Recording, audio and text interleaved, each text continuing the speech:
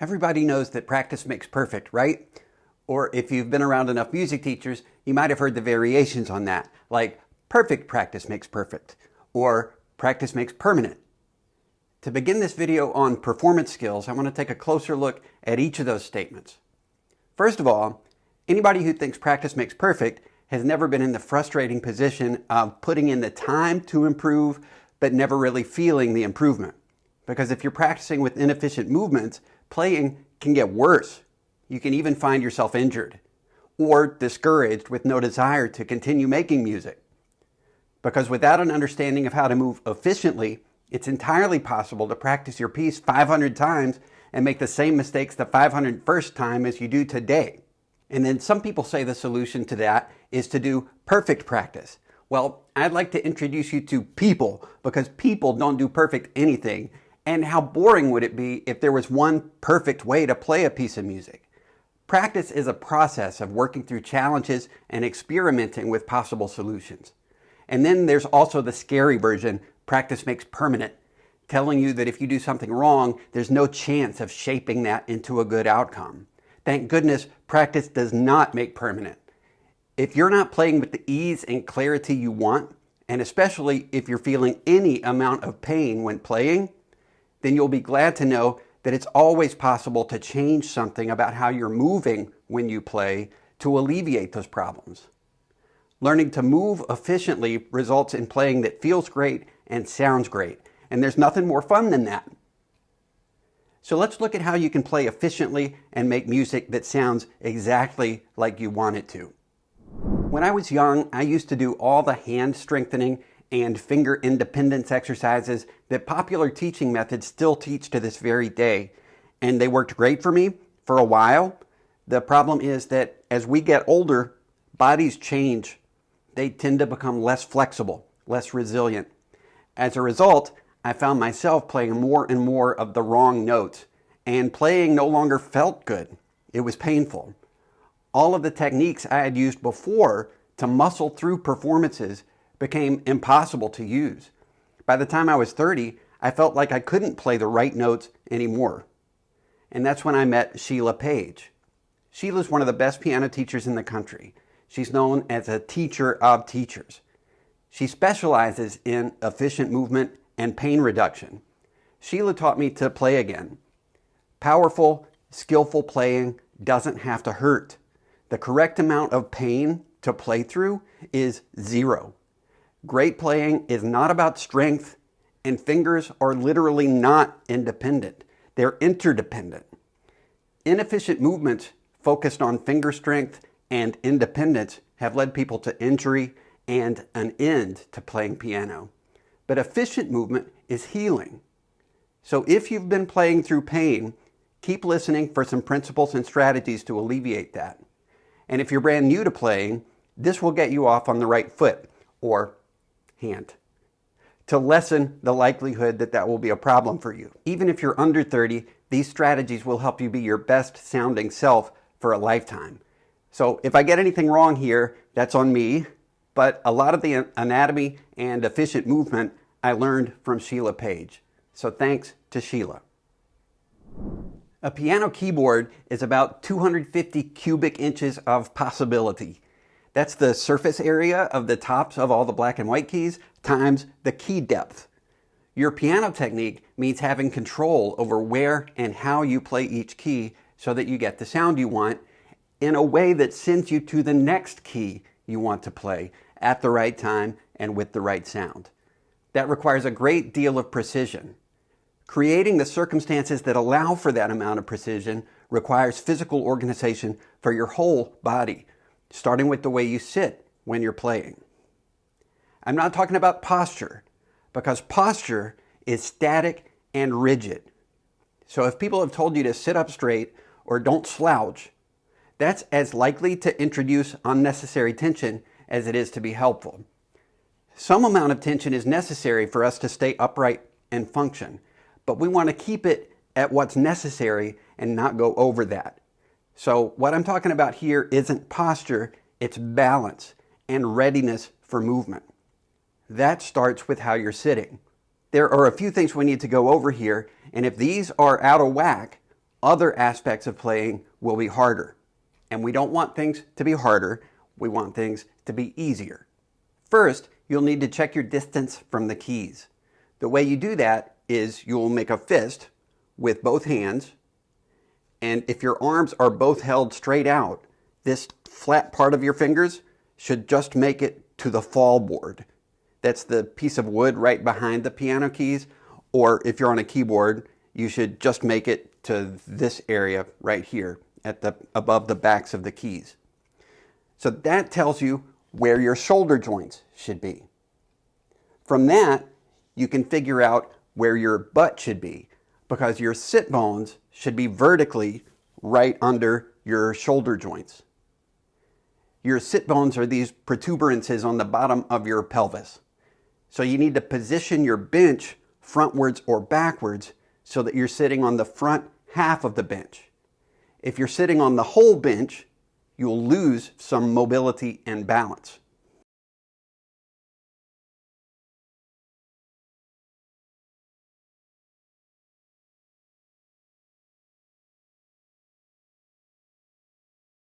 When you're playing, you'll need to check in with your body from time to time about your back. Sometimes it might collapse into a letter C shape, and that's going to make it harder to deliver weight forward where the piano is. The other extreme is just as unhelpful, where your back is hyperextended.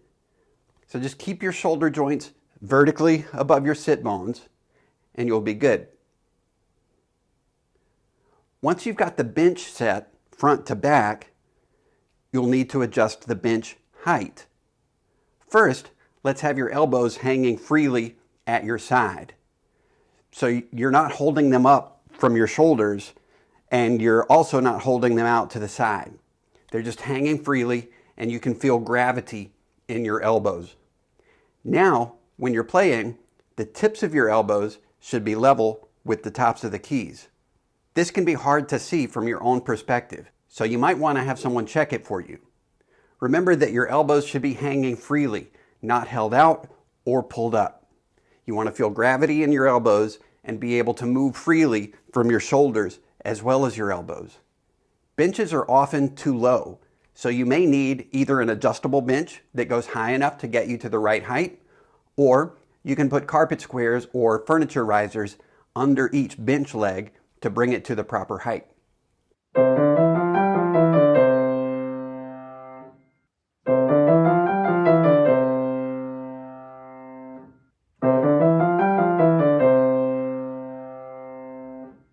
You might find that after you've got your height adjusted properly, your distance from the keys is no longer optimal.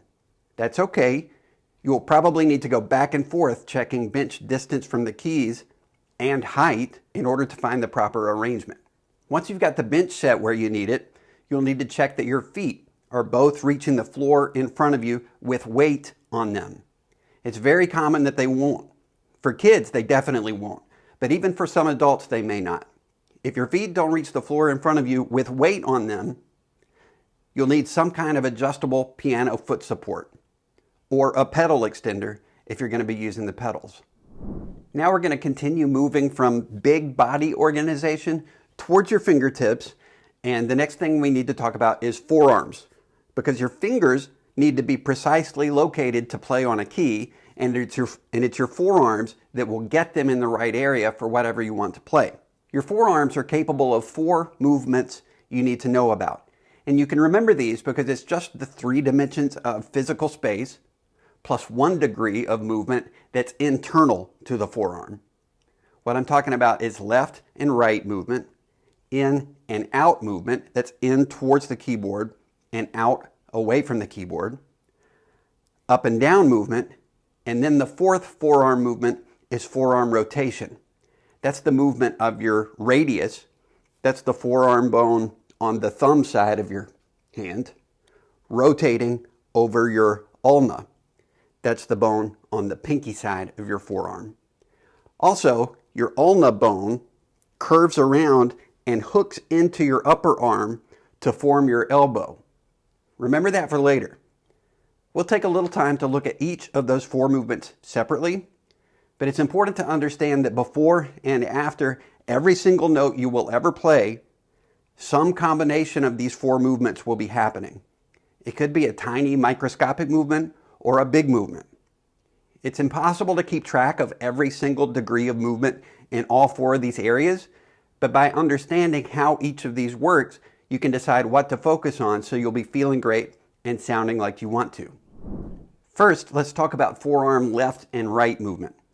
As I was saying, you use this everywhere, but I'm going to use a very common example to show you how useful it is to understand this. So let's look at a good old C major 5-finger pattern. C, D, E, F, and G. A 5-finger pattern is a useful way to think about how to organize your 5 fingers, as well as thinking about what keys work well in a particular tonality, like major or minor. But there is a problem when we think of these patterns as 5-finger positions, as they're often presented.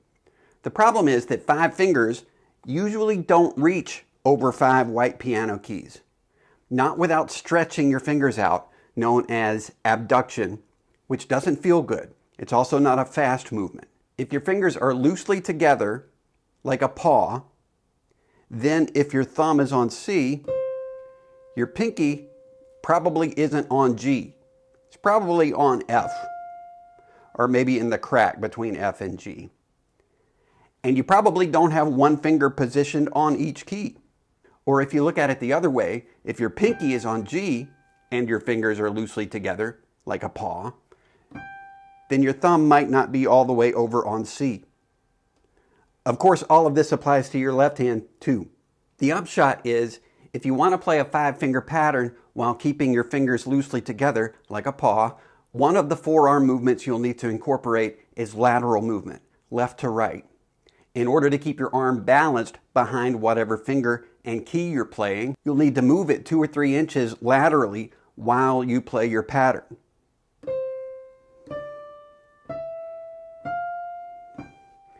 From here,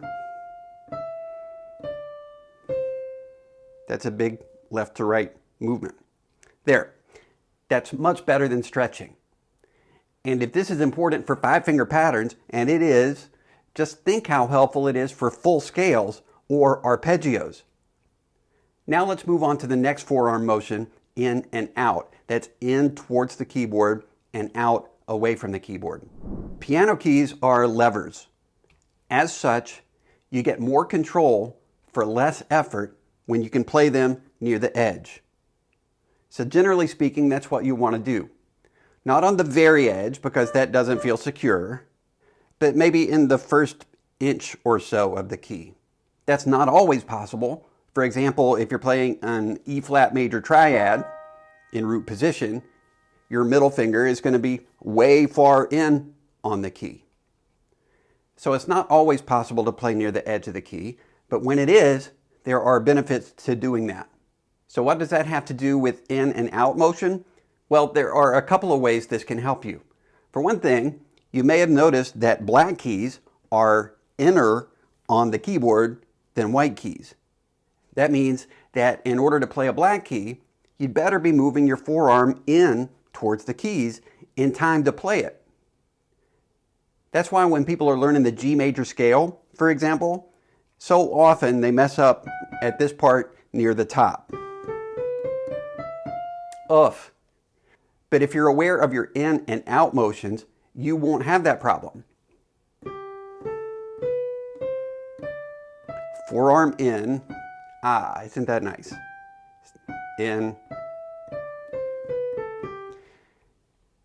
The other big reason for in and out is that your fingers aren't all the same length. You've got this very short one, then this one that's a good deal longer. This one's a little longer.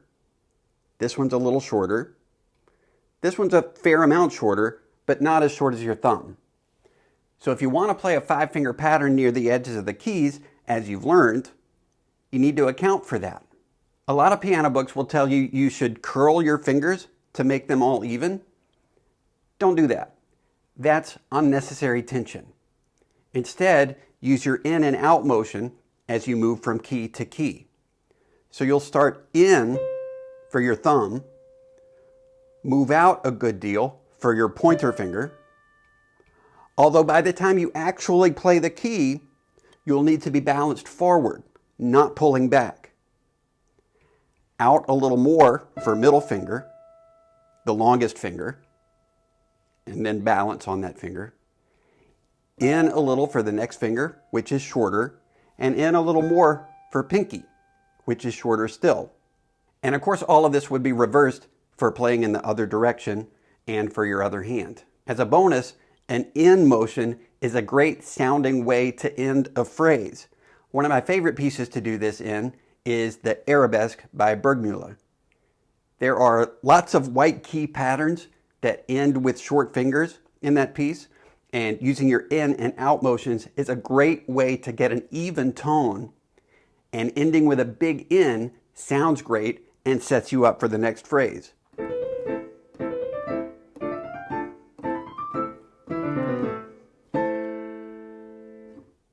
And I always leave forward at the very end of a piece,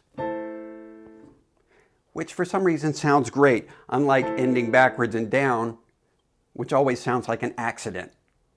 The third forearm motion you need to know about is up and down. If you look at an arm skeleton, you'll see that it's the ulna, the bone on the pinky side of your forearm, that curves around to hook into your humerus, the upper arm bone. The other forearm bone, the radius, doesn't connect, but it does have an important role we're going to talk about in a minute. For now, you need to know that it's your ulna that's responsible for getting your arm weight up and then back down into the keys. This often happens in conjunction with forearm rotation, which we'll talk about next. But up and down is also useful when you need to play on black keys, since they're higher than white ones. Forearm rotation is one of the most useful movements to understand if you're working through a tricky passage. And it's your radius that's doing the rotating. It doesn't connect with the upper arm, so it's free to rotate over and around the ulna. And it works in coordination with the ulna if you're lifting your forearm prior to starting a phrase. So if you're playing with the top of your hand parallel to the keys, when you lift your forearm, notice that there's also a rotation happening. Looking at my right hand here, when I'm playing, my thumb is on the left, but when I lift my arm, there's a rotation that puts thumb on top and pinky on bottom. Same for the other hand. Understanding that is a big help when you're learning to get ulna weight down and balance forward on each finger. But let's look at how rotation can help you play scales without getting tight. So every piano key you ever play has a direction of play. If you want to play that C major 5-finger pattern, the direction of play is rotate left for C, then right, right, right, right, left, left, left, left.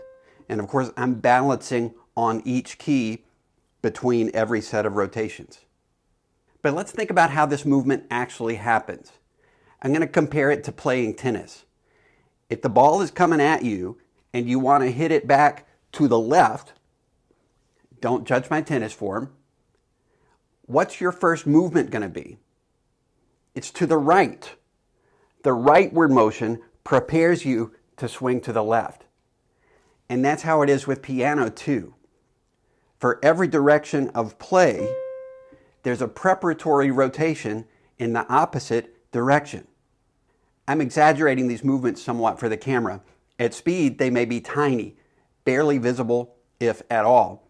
So for the C major 5-finger pattern, what's happening is prep right to play left, balance on thumb, then continue left, which is your prep to play right. Balance on pointer, lift left to play right again, balance, lift left, play right, balance, lift left to play right. Continue right, which is your prep to play left, rotate right to play left again, rotate right to play left, rotate right to play left, one more time to your thumb. You might notice it's easier to prep and play towards thumb. Prepping to play towards pinky requires a little bit of elbow out as your upper arm responds to what your forearm is doing. But just a little bit. You don't want to exaggerate that.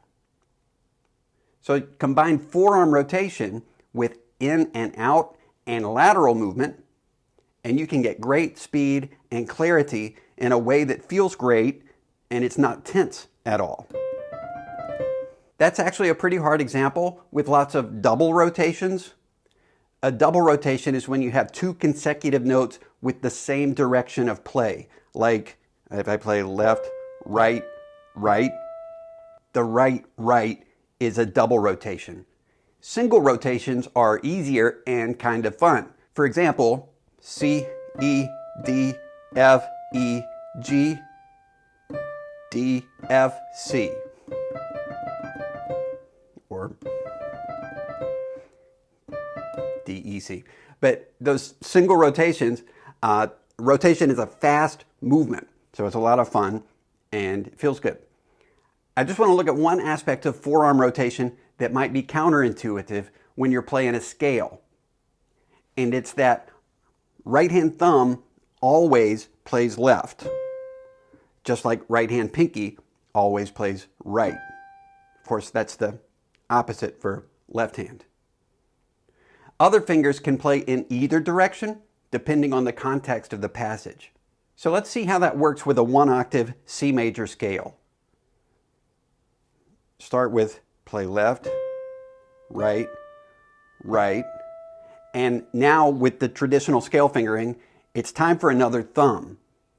So what I want to do is use some arm height to create room for my thumb, which is about to play left, since thumbs always play left. Let me clarify, since right hand thumb always plays left. Left hand thumb plays right. So, right now I'm balanced with middle finger on E. I've created some arm height to give room for my thumb to play left on F. So I'm going to prep right combined with a lateral motion to the right so that when I play left and in for a short finger, I land on F. Beautiful. The idea is to avoid having to fold your thumb under your hand, which is a tense position. Okay, now that we've talked about 4 forearm movements, I'm going to touch briefly on a few more aspects of piano technique. But it's important to remember, if you're not audiating the music you want to play, that is to say, if you're not understanding the musical content in terms of rhythm and tonal patterns, it's impossible for all of this technical information to stick. Impossible. It's like trying to memorize paragraphs in a language you don't understand, as opposed to having a conversation with your best friend. Audiation is the foundation for great technique, and that's why my primary goal is to make sure you know how to do that. Once you're audiating, technique has a way of finding itself for you. Wrists are vital for maintaining forearm and hand alignment. So right here in your wrist is where your carpal tunnel is. It's a little tunnel of bone with ligament on top holding everything in. And in your carpal tunnel, that's where nerves and tendons and ligaments pass through. So you want to keep wrists feeling soft and always ready to move, but generally they're not gonna move much relative to hand and forearm. And if they do have to move, you want to keep it near the mid-range of motion. Twisting in any direction, up or down, or side to side, compared to this aligned position, twisting can make it difficult for things to work properly in your carpal tunnel, which can lead to problems. I also need to point out that when your sitting position is optimized, your wrist will be slightly above the keys when you're playing. You don't want to have it dipping down below the key tops. We already touched on hands in the left-right part of this video, but I just want to reiterate the usefulness of keeping fingers loosely together like a paw. This is how my friend, the late Marilyn Lowe, put it. She was one of the foremost piano teachers of the 20th and 21st centuries, and I think this puts it perfectly. Basically, you want your hand to look like your natural hand skeleton. Fingers loosely together and gently curved, not actively curved. Just maintaining the natural curve of your skeleton. The part of your finger you feel stuff with is the fleshy pad, kind of on the opposite side of your fingernail. This is where your nerve endings are. Not so much on the tippy tip, but underneath. So for maximum control and sensitivity, that's the part of your finger that should play the keys. Learning to balance on a finger is a matter of finding that sweet spot between having fingers curved, which creates unnecessary tension and has you playing on the less sensitive part of your finger, or flattening your finger so you lose your natural skeleton hand shape. Find that in-between spot on your fleshy pad, balanced forward, because that's where the piano is, and that's how you play a key. The exception is the thumb that plays on the side tip corner of nail. That's how Sheila Paige put it, and that works. These fingers play by dropping from the bridge of your hand. Thumb plays from rotation. You also want to pay attention to how the fleshy pad on your pinky and ring finger isn't quite dead center like it is for your middle finger. It's on the side a little bit, and that's where you balance on pinky. I want to touch briefly on how your fingers connect with the keys. That is literally how you play the piano. Often I hear people talk about hitting the keys, like, how do I hit that G in the third bar? Well, hitting isn't the best way to think about playing the piano. Just thinking in that term is going to lead you to use way too much force and probably to get a pretty harsh tone. So let's talk about how to play piano keys for a minute. Piano keys have a little bump about halfway down, about halfway to 2/3 of the way down. It's easier to feel on a grand piano than it is on an upright. Electric keyboards may not have it at all. This one doesn't. But if you're on an acoustic piano, the kind with strings, and you don't have to plug it in, you can feel it if you press the key slowly enough that it doesn't make a sound.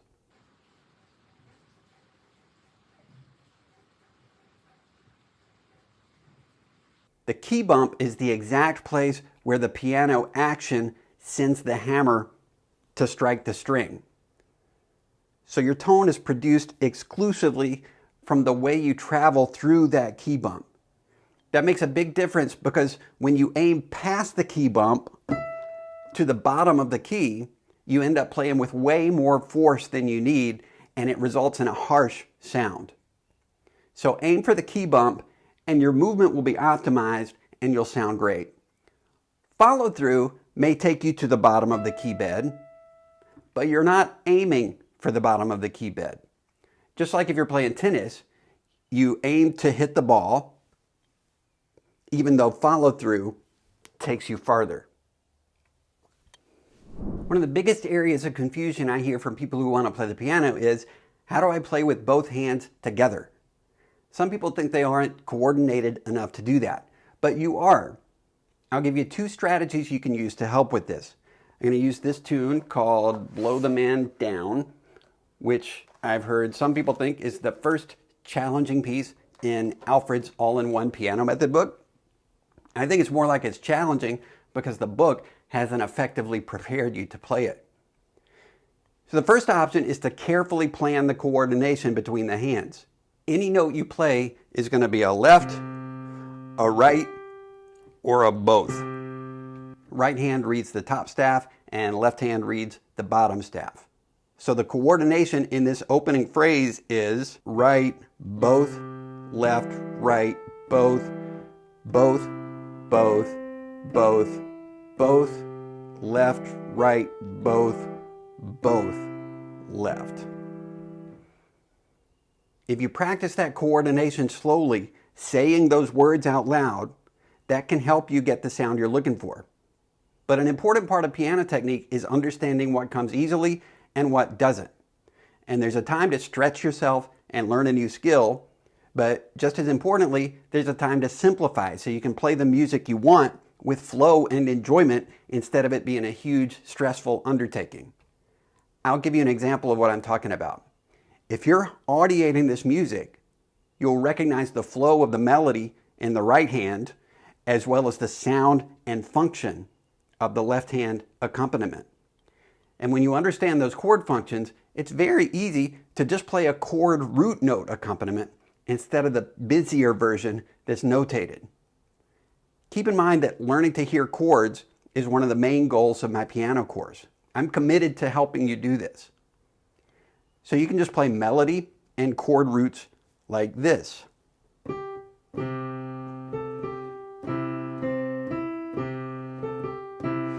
It's all one chords. So I'm just playing a root of a tonic chord in C major, just C. And then there's a dominant chord. So I'm playing the root of a dominant chord in C, which is G.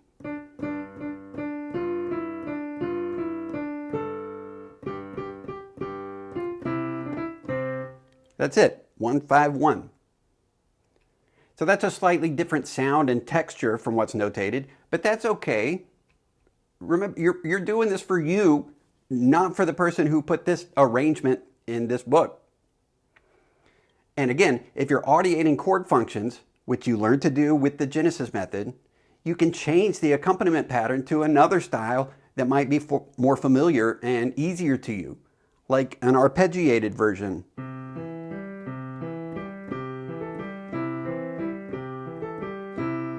Or block chords like this.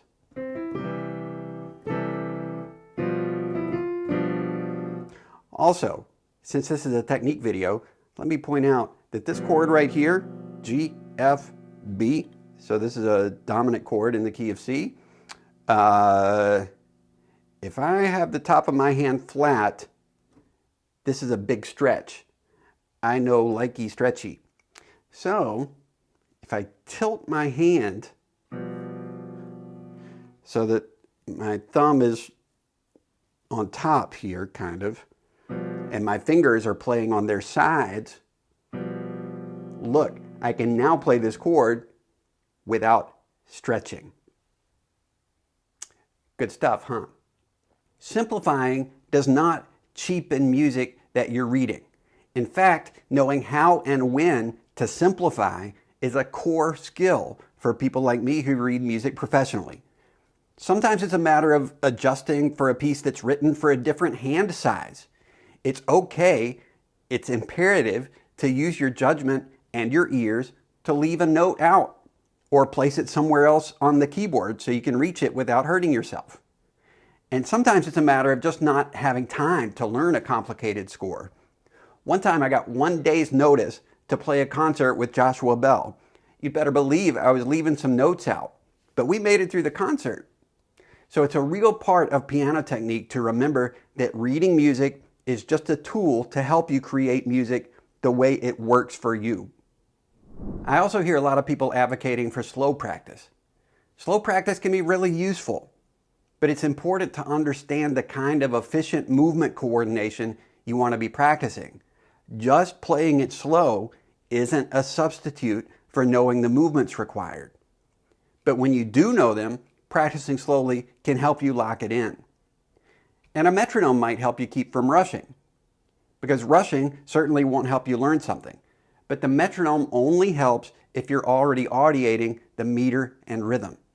The metronome won't put the rhythm in you. Sometimes if you're sharing your music with others, you might feel like you made a mistake. And sometimes that can be really hard to deal with. I've been there. And I've had friends say, oh, it's okay. Nobody even noticed. Nobody knew but you. And somehow that never comforts me. For one thing, if they didn't notice, why weren't they listening closer? And beyond that, even if I am the only one who knows, I still know. I still have to deal with it. I still need to process that. So if you ever find yourself in that position, be patient with yourself. I've made mistakes in performances, and I've made mistakes in life. Mistakes in life are harder. If all you did was blow an audition, you're good. Count yourself lucky. Love yourself. Give yourself time. You can do this. Other people might not understand that pain, but I do, and I care about you. And remember, you never have to play for anyone else if you don't want to. You're not a performing monkey. You're a thinking, feeling person, and you want to express yourself with music regardless of what anyone else tells you to do, and even if you only want to play by yourself and for yourself. Although, and I'm speaking for myself here, I'd love to hear you if and when you want to share. One of my favorite quotes by Edwin Gordon is that there are no mistakes in music, only inappropriate resolutions. That works for life too. It's not as much what happens as what you do with it, where you go from there. So have fun as much as possible. The paradoxical thing I've always thought about practice is, if I know how to play a passage, why should I have to practice it over and over? And if I don't know how to play it, isn't practicing just reinforcing how to do it wrong? There's an important lesson there, and it's that practice by itself is kind of meaningless without an understanding of the connection between sound and movement. As my teacher Sheila Paige says, any change in movement results in a change in sound. I hate thinking about how many people have stopped playing piano because of injury or just because it was uncomfortable to play and they couldn't find the right notes. And so many people never get into the instrument in the first place because from their first lessons, they learned stretching and twisting and all kinds of painful things. Audiation paves the way for technical skills that stick. That's why my training places audiation first. So you have musical thoughts to express, and your technique grows with you to support that. Enjoy your body. Remember that the correct amount of pain to play through is 0. Efficient movement feels and sounds great. Look for things that work. Look for possibilities, not good, bad, or correctness. Nobody goes to a concert to hear the right notes. That's the least interesting thing about music. We listen to music to be moved. And for anyone listening to you, that emotional response literally begins with your movement. We're moved by your movement. So make sure it feels good to you. I hope this helps, and I hope you enjoy making music today.